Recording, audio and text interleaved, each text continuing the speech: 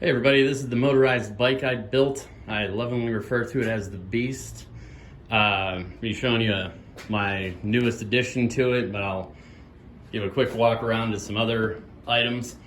Here on the front, I have a AMP F4 fork.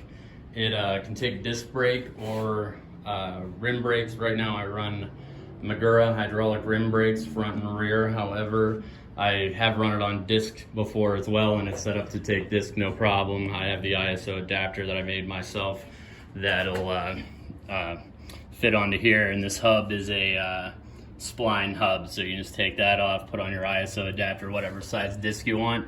Go ahead and run hydraulic disc brakes if you like. Continental Speed King tires, front and rear, really lightweight, really durable. Nice high sidewall, gives it a cool look. Then here on the back, I have a Sturmey-Archer 8-speed shifter hub. I wanted to do that just to get the derailleur out of the way because I didn't like the way it hung down. It looked like garbage.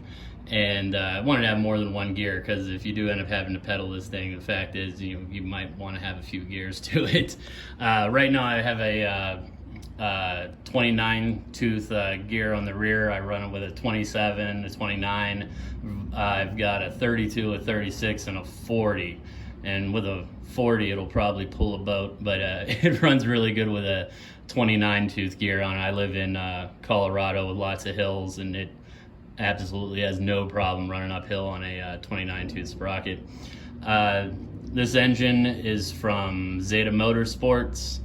Has a few upgrades on it. The CNC exhaust adapter there. This is running a KTM expansion chamber on there. Had it just cut and TIG welded right on there. It looks pretty clean. Also, I have a Zeda Motorsports fully adjustable Magneto in there, as well as their CNC clutch. And for carburation, I've got it's a real Mikuni 24 flat slide carburetor.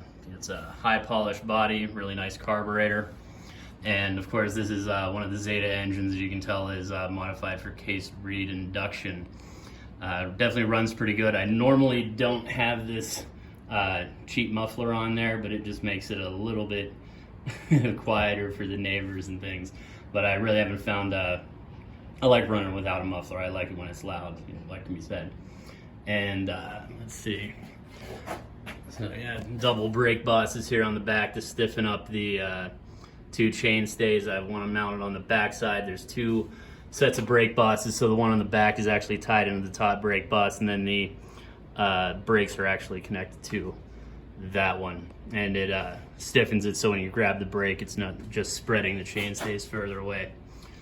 Let's see, also have a Soma double leg kickstand on there. It gives it a really nice appearance when it's up on the kickstand. Makes it look like a race bike in my opinion. Got these alloy handlebars. They kind of look like Schwinn cruiser bike handlebars, but I turned them upside down. That's basically the only difference, and they're aluminum, really lightweight. And then I have this 4-axis stem on there. So the way that it's set up right now, you're pretty laid out on it, but if you wanted to have a more upright riding position, just loosen a couple of screws, you can have those handlebars raised up quite a bit more towards you. And really the highlight right now is the drill starting.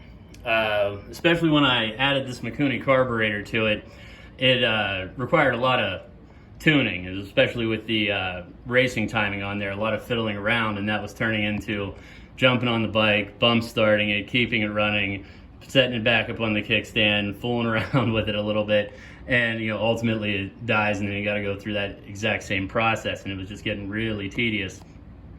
So I looked on some motorized bike blogs. I found a guy that had made a drill start adaptation for his motorized bike, and it's kind of similar to this, where he I think welded it on in various ways, as to where I used a piece of aluminum bar stock, then punched a 5-sided hole through that piece of bar stock with a broach that I made myself using an old drill bit, made it 5-sided, ground it down five ways, and then punch that hole. You can tell that it's 5-sided in there.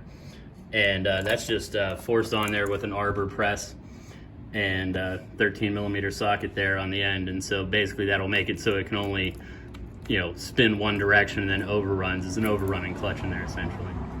So what you do is you take this cap off here. Make sure we have the fuel turned on. Take your drill and pull the trigger.